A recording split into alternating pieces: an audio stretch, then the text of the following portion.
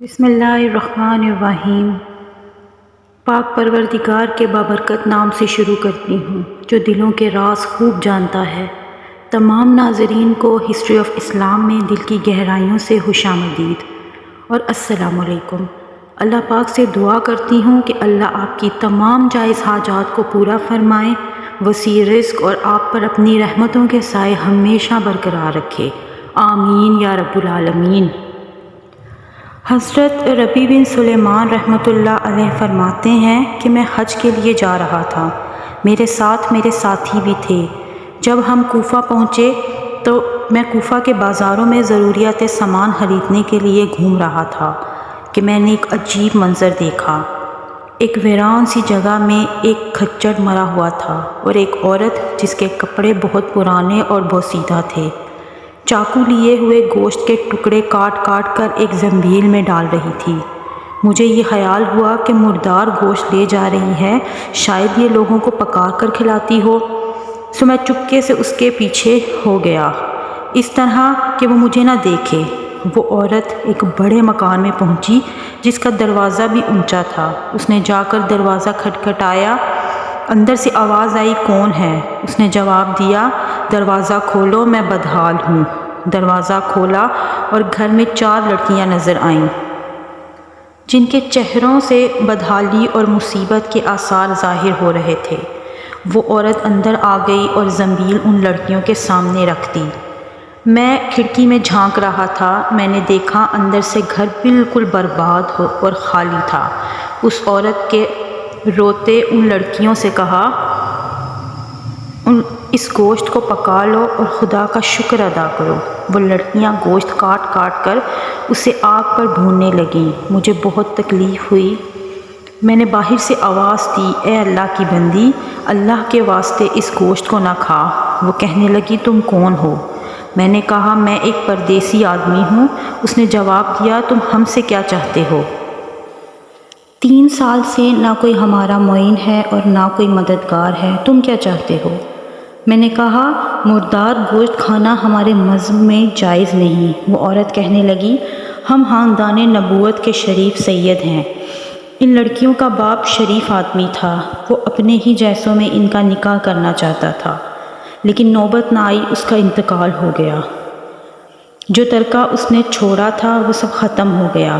ہمیں معلوم ہے کہ مردار کھانا ناجائز ہے، لیکن اضطرار میں جائز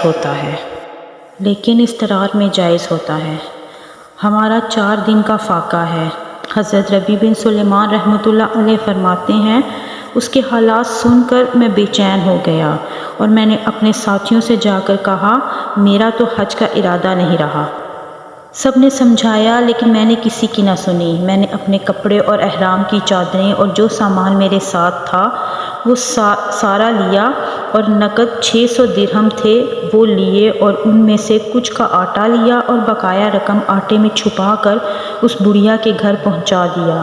اس نے شکریہ ادا کیا اور کہنے لگی، اے ابن سلیمان رحمۃ اللہ علیہ، تیرے اگلے پچھلے سارے گناہ اللہ معاف کرے اور تجھے حج کا ثواب عطا کرے اور اپنی جنت میں تجھے جگہ عطا فرمائے اور ایسا بدلہ عطا فرمائے جو تجھے ظاہر بھی ہو جائے۔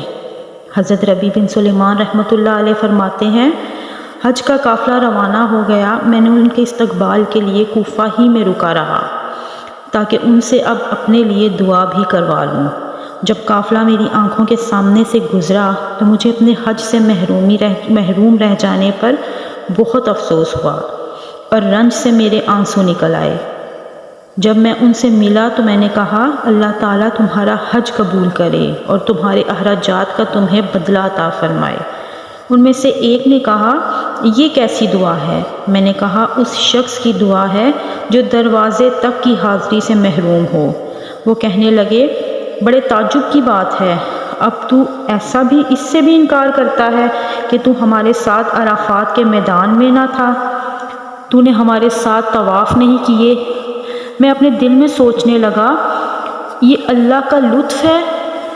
وہ کہنے لگے، تو ہمارے ساتھ عرفات میں نہیں تھا کیا؟ اب تو انکار کر رہا ہے۔ ان میں سے ایک شخص آگے بڑھا اور کہنے لگا، بھائی انکار کیوں کرتے ہو؟ تم ہمارے ساتھ مکہ مکرمہ میں نہیں تھے یا مدینہ منورہ میں نہیں تھے جب ہم نبی اکرم صلی اللہ علیہ وآلہ وسلم کی قبر اطہر کی زیارت کر کے باب جبرائیل سے باہر کو آ رہے تھے؟ تم نے یہ تھیلی مجھے امانت کے طور پر دی تھی جس کی مہر پر لکھا ہوا ہے جو ہم سے معاملہ کرتا ہے نفع کماتا ہے۔ اسے کہا یہ لو۔ اپنی تھیلی واپس حضرت ربیع بن سلیمان رحمۃ اللہ علیہ فرماتے ہیں میں نے وہ تھیلی اس سے پہلے کبھی نہیں دیکھی تھی۔ میں گھر واپس آیا، عشاء کی نماز پڑھی، اپنا وظیفہ پورا کیا، اسی سوچ میں جاگتا رہا کہ آخر یہ قصہ کیا ہے۔